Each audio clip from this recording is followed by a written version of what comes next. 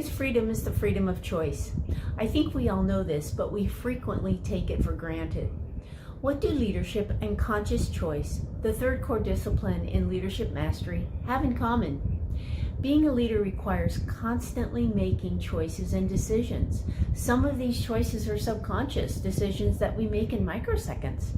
Other things take time. Let's take our current situation that we find ourselves in with this pandemic. I bet many of you are hesitant to make in-the-moment decisions about things that impact your business. You find yourself questioning and trying to predict what might be the impact of downsizing, hiring new employees, or even changing your marketing tactics. While planning, you hesitate, try to analyze the outcomes, only to realize that you are dealing with things that are out of your control. And sometimes we overlook that we can't control what will happen with some of these decisions. That's normal. But as a leader, the deciding factor impacting the outcome of your choices will be how you choose what things are in and out of your control.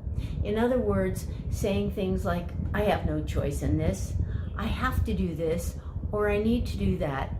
Those are big time energy drains. However, you always have a choice, meaning it's up to you in how you respond and how you react to any person, any place, or situation. Think of it this way: it is your choice and it is your responsibility how to respond.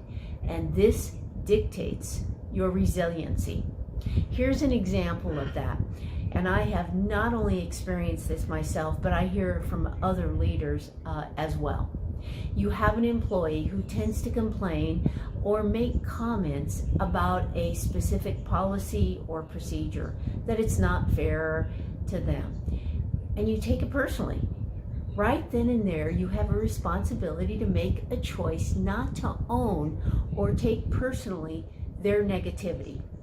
You have a choice to shift those things back to them and not hold on to them. There are several techniques that can be used to make this shift, but they require a lot more time than we have today. But the point is, as a resilient leader, you have the choice to shift from owning or being impacted by that employee's negativity to moving forward and helping the employee to own their own feelings. You remain in control and positive.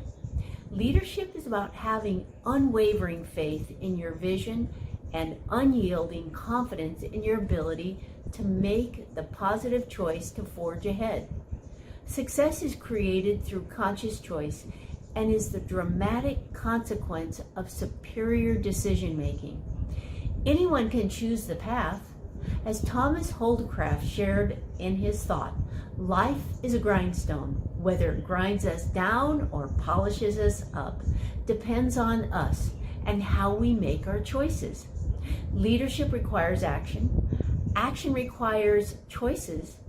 Conscious choices lead to the best decision, a critical component to your developing leadership mastery.